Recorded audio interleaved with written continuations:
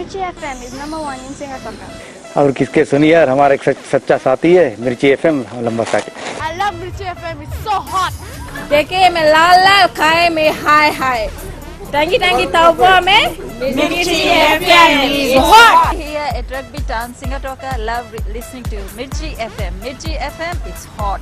Mirchi FM is #1 in Suva. It's hot. हम English लंबा समय रहता है तो क्या बताइए हम मिर्ची एफएम सुनता है. Mirchi FM, बहुत जुलूम. Mirchi FM, it's hot.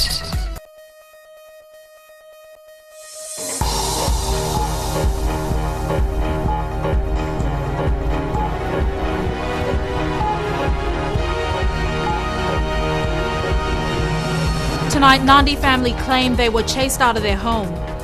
$10 million issued in Viti bonds. And President visits troops in Golan Heights.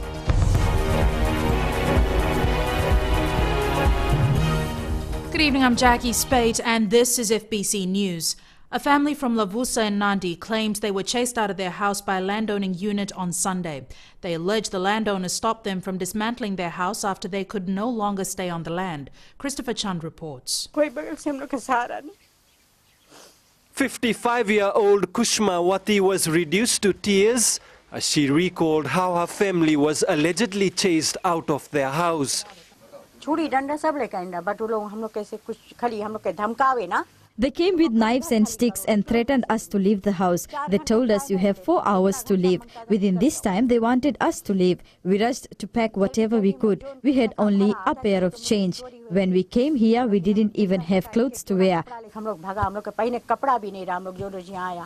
Wati also claims in March they were given an ultimatum to pay $7,500 in lease payments due within 2 months or face eviction. She says the family doesn't have that kind of money. We just finished my husband's 6 months funeral rites. My only son works. How can we get that much money? They don't want to listen. They said just they don't know anything. They only want the money. If not, take your clothes and go on the road. The head of the Toka Toka Nauku, Mesulame Unge, who owns the land in Lavusa, says they didn't physically chase away the family. We told them to pay for the 9 years that they have been staying for free on our land. If I follow the legal way, they have to pay us for 12 years. They left. We didn't chase them. Wati says they want help from authorities to dismantle the house so they can rebuild somewhere else. Police have advised the complainant to take the matter to court. Unge meanwhile has indicated more families will be issued eviction notices. Christopher Chand, FBC News. President Ratoepeli Nailatikau has commended the commitment of Fijian troops serving in the Golan region and for maintaining Fiji's record in peacekeeping duties. He met with Fijian soldiers serving in different outposts as he completed his 2-day tour of the Golan Heights yesterday. Ratoepeli highlighted that Fiji's history and commitment to peacekeeping has contributed to the country's good reputation in peace efforts around the world. More than 500 Fijian men and women are currently serving in the Golan Heights. Ratoepeli also praised Fiji's leadership role in the Golan region and reminded personnel to support each other and other countries serving under the same banner. Later this week, he is expected to visit Fijian troops in Sinai. More than $10 million worth of bonds have been issued under the government's Viti bond program. Mika Longa reports Viti bonds are an alternative to other commercial investments. We introduced the Viti bond. Administered by the Finance Ministry, Viti bond is similar to term deposits, shares or units in a trust fund. In this case, the bondholder lends money to the borrower, the issuer. In this case, the issuer is the government, and the bondholder or the investor are the general public. And the issuer sells a bond to raise funds and agrees to pay the bond to the holder at an agreed interest rates at a fixed intervals throughout the life of the bond. A 4% interest rate applies on a 5-year term, 4.5% on a 7-year term, and 5% for a 10-year bond. One of the attractions of this facility is that apart from the other term deposit on investment that normally individuals invest in, they're normally paid in 6 months. But for Viti bond, interest rates will be paid on a quarterly basis. So we will be paying them at the end of March, June, September, and December. 4 years. Isikeli Bodendundua, the Director Debt Management, has assured people their investments are safe under Viti bond. The Fiji government is well known for as being a credible borrower. We have never defaulted in any of our payment, any of our loan payment, whether our bilateral loan or multilateral loan. We have never defaulted in any of our loan repayment. And that should give confidence to our investors. If they are willing to take a Viti bond, the Fiji government will pay them back as and when it matures. Interest earned from Viti bonds are exempt from tax and stamp duty. It was introduced to bring in money for capital works. Mikalonga, FBC News. Parents have been urged to prioritize time with their children to encourage them to study and further their education. Prime Minister Rear Admiral Vurenge Bainimarama gave this message to parents and guardians at the opening of new facilities at Vunindawa District School in Naitasiri. Vosita Kotewasawasa reports. The government has made strides to lift the standard of education, and the Prime Minister has urged parents to best use the assistance offered to school children. We should make use of government assistance and should always encourage our children to give their best in their education. We have been saddened to hear of some children not in school during school hours. It is therefore important that we all play our part in the education of our children. The Prime Minister reiterated that government assistance will cover primary and secondary school levels, and there are plans to assist students at tertiary levels should they attain the mark required. To all children, do not be pessimistic and lose hope in all you strive to achieve. This is your time. Step forward and give your utmost best in achieving the highest you can in your education. Do not be drawn away from your dreams with talks of Itoke students not being academically bright. Utilize government assistance for education and go to the highest level you can get in your education. The students warmly welcomed changes to their school environment. I like my new classroom. I'm happy for my new classroom. I like my new classroom because it's nice to me. The Prime Minister urged the students to make the most of the new facilities and to work hard in achieving the best they could in education.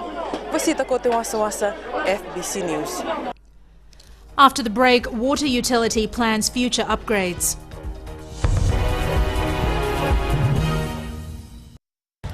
Today FM is #1 here in Singapore. We like Today FM in Lambasa. It's rock! My favorite station in Nandi is Today FM. Listening to Today FM. Today FM rocks in Subah. Loto kasi di love today's kid music. I love Today FM because they play all my songs. We love Today FM at Vunindawa Lambasa. Yeah, it rocks! I love Today FM because it rocks. Today's hit music on Today FM. Bulan 2 sa Tolu FM, number 2 raki-raki. Bula FM number 2 in Nosor. Go etabo ke boto kola sa Bula FM nga. Bula FM number 2 Korbu. Bula FM number 2 Sawa. Bula FM number 2 Lotoka. Bula. Number 2 Bula FM member. Bula FM number 2 NSR in Singapore. Hotel Talitak na warong ng Bula FM Lotoka. Ali akar warong Bula FM number 2 NSR. Bula FM number 2 NSR.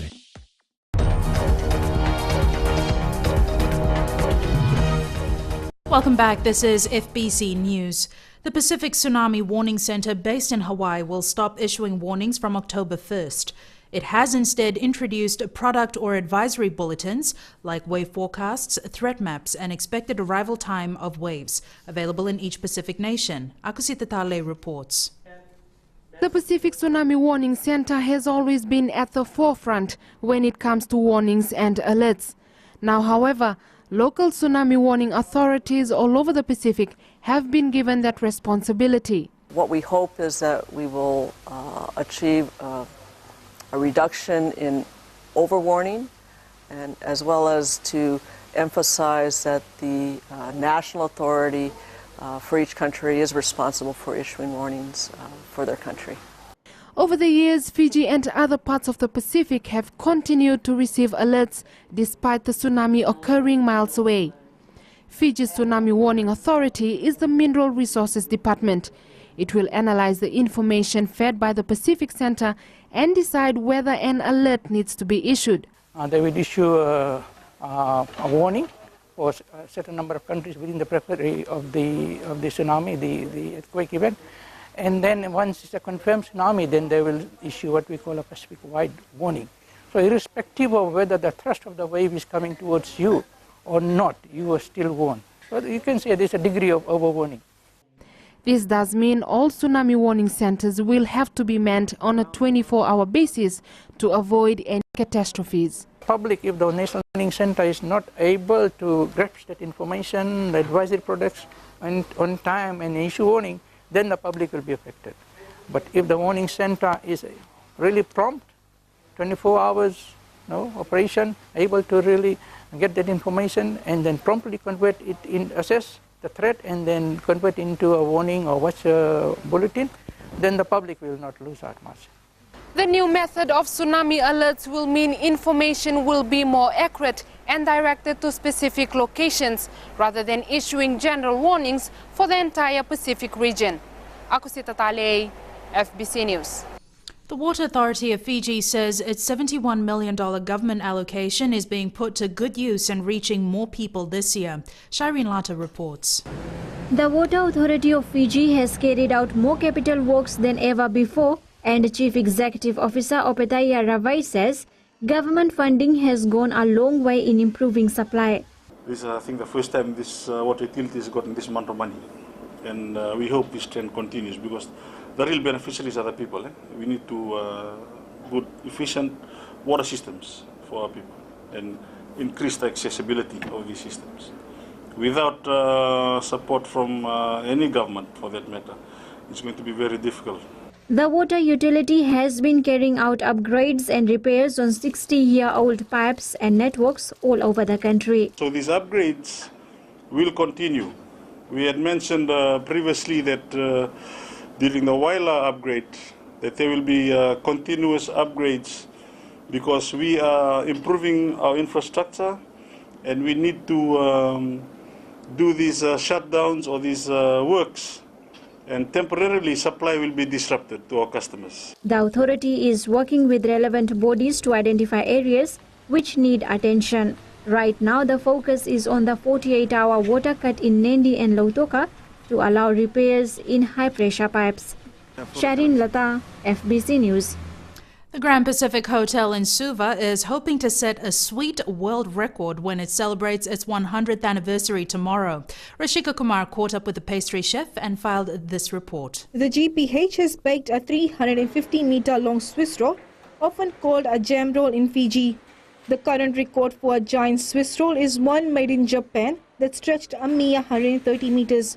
We're trying to do the longest Swiss roll in the world, which will be placed at the parking of the GPH, at the front of the GPH. And there will be a ceremony, of course, handover of the key, and we will cut the cake in the presence of personalities. According to executive pastry chef Peter Gruben, over 2,000 eggs and more than 200 kg of flour and sugar were used to produce the cake. He also added that local vanilla pods were used in the recipe. About 20 staff had been working on the cake for over a week to get it ready to be cut by the Prime Minister tomorrow. General Manager Eugene Atham has invited the entire population of the country to be part of this record-setting function. This will also be the first time the guests and media will be given a tour of Suva's Grand Lady. Function will be, as I said, a great day. After 22 years having closed the hotel, it is fun for us all to see how now the hotel looks like, and we all have great pleasure to work in this beautiful hotel. Tomorrow's guests will be treated with Fijian coffee, Fiji water and soft drinks, a chance to win a return trip to Sydney, and of course, they will eat cake. Inside the kitchen right now, there are about 20 chefs whisking, baking and cutting away, all to set a new world record. Tomorrow we get to see. Rashika Kumar, FBC News. Police are looking for a 21-year-old journalism student who's been missing since the 2nd of April. Alisi Nailolo of Nawanawa and Nasinu left for a field trip to Diumba and did not return. Her family reported the matter to the police last Friday. Alisi is of dark complexion and 150 centimeters tall. Also missing is Rusila Tinai, a 16-year-old Form 4 student of Muslim League who left home last Saturday and hasn't returned. Rusila was last seen in a grey pullover and black shorts. She is of dark complexion with curly hair and of slim build. Police have recorded an increase in minor thefts. For instance, a primary school teacher had her laptop and handbag stolen from a classroom. Meanwhile, a farmer in Navor had items stolen from his car, while another Navor resident had a washing machine and clothes stolen. The police force is urging people to properly secure their property to keep them from thieves. We turn to sports now, and here's Jamie with the latest. Thanks, Jackie. Coming up, Fiji football's under-19 side call for the nation's support, and former national rep donates the secondary school sevens but wishes to remain anonymous. Find out more after the break. It's always Gold FM for us at Golden Point, Raki. Gold FM is #1 in Nusrat. Gold FM is Nandi's best radio station. It's always Gold FM with us here in Singapore. Old is gold, and Gold FM is #1 here in Lautoka. Singapore loves classic hits on Gold FM. You listen to Gold FM here in Tagua. We love Gold FM in Ba. We've got beautiful beaches, people, and Gold FM in Raki. Lautoka loves the classic hits on Gold FM. Gold FM, only the classic hits. Bato Bahe, Bame Radio Fiji 2 के कौन सा के रोके online clear radio Fiji 2 rocky के लोग ज्यादा सुनते हैं। नैनी में हम सबकी पसंद रेडियो फिजी 2। तालेबू के लोग रेडियो फीजी 2 सबसे ज्यादा सुन रहे हैं। मेरी पसंद रेडियो फिजी 2, नसोरी में सभी को पसंद रेडियो फिजी 2। टावा में रेडियो फिजी 2 सभी कोई सुनते हैं। Radio Fiji 2 rock. Radio Fiji 2 I love you. देश की धड़कन radio Fiji 2।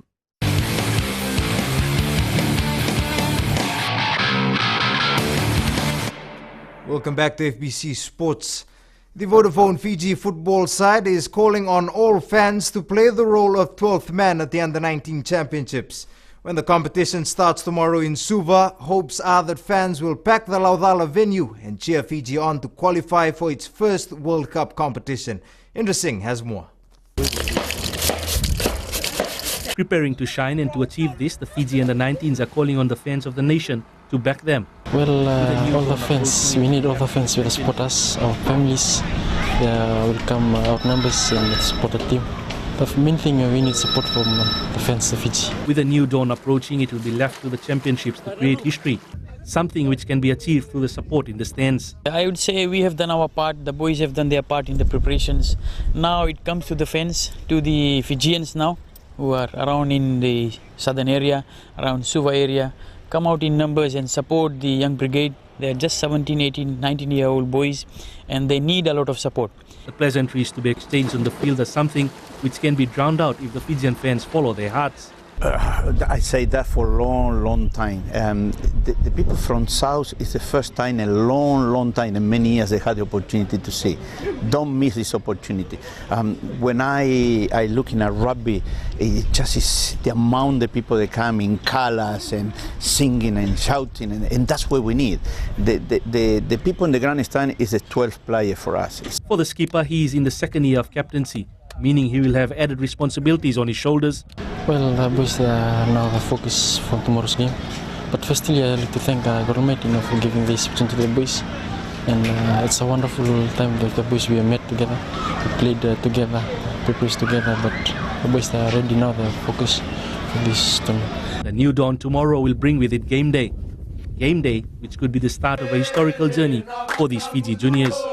Indra Singh, FBC Sports. Meanwhile, the Fiji Sports Commission today contributed $50,000 to Fiji's campaign at the OFC Under-19 Championships. The money was given to the Fiji Football Association to assist their effort to qualify for the World Cup. This was also a historic occasion for the Fiji FA, as this is the first time such a grant has been given to the sport. The school activities are taking place, our youth activities are taking place. So we are very thankful to the National Sports Commission and of course the government for funding this. And as Peter has said, this is the first time that we are getting such a handsome grant from government, and definitely we will put it to best use. The Solomon Islands has been regarded as one of the top favorites for the Oceania Under-19 playoffs and will bank on experience in the squad to carry them through to the Under-20 World Cup next year. Coach and former Nandi and Navua striker Cummins Menapi is looking forward to his team achieving this when the tournament starts tomorrow. Pravin Narayan has more. The journey for the Solomon Island to the Under-20 World Cup begins tomorrow. Although the side is mentally and physically ready, it is aware and wary of the style of Fijian plays after playing Nandi in a warm-up match. It's a very physical game, and before the game I told the boys that it will be a physical game as all the Fijian players, they would come out and give everything, and that's what we expected in that game against 92. And you must be expecting the same thing against other teams from tomorrow? Yes, like Fiji. I think like Fiji, they will play the same game as where we expected against 90. So we're looking for that game. The team believes months of hard work and players' commitment are the winning strategy. The preparation is very good. We prepared very well. For the last 3 months, we come together and we prepared well. And most of our players, they played in the top league in Solomon Islands. So yeah, we prepared well for this. New Zealand-based little striker Kevin Odbed will be one of the weapons whom the coach will be using against the opponents. I will score goals. I will try my best to score goals against Fiji. Those teams, but I will score a lot of goals. The clash between the Solomon Island and Papua New Guinea side kicks off at 7:30 p.m. at ANZ Stadium in Suva. Pravin Narayan, FBC Sports. And you can watch games live on FBCTV tomorrow afternoon. At 2:30, Fiji takes on American Samoa, while Solomon Islands play PNG at 7:30. Good news for the Fiji Secondary School's Sevens rugby competition this weekend. A Good Samaritan donated much-needed funds to help run the one-day tournament. Charlie Ndadakadaka with the story. Organizers of the National Secondary School Sevens competition can breathe a sigh of relief after a $5,000 boost for the tournament. First, I must wish to commend one of the sponsors who wishes to remain anonymous for being the sponsor. He was an ex-secondary school rep that did participate in the secondary school sevens. He did represent Fiji, and now he wants to give back to secondary schools for what they have done. 45 schools have confirmed their participation. Among them is Bunisea Secondary School, which is a pleasing sign to the union. One of our biggest priority areas this year for secondary schools is to try and strengthen our Tier 2 schools competition, which looks after the Wanu level schools and also the maritime schools. So that's where we want to prioritize some of our efforts to strengthen the Tier 2 competition. National selectors will be at the ground to scout players for the upcoming Youth Olympic Games. It is a great opportunity to witness raw talent that can fly the Fiji flag, not only in China, but in years to come. FBC Sports. Congratulations to local surfer Issei Tokovo, who has Fiji's wildcard entry for next month's ASP Tour Fiji Pro in Tavarua. He outscored last year's wildcard Ada Lalambalavu and Inia Nakalevu at Cloudbreak yesterday to get a chance to roll with the world's best. This will be Tokovo's second appearance in the world event. His first outing was in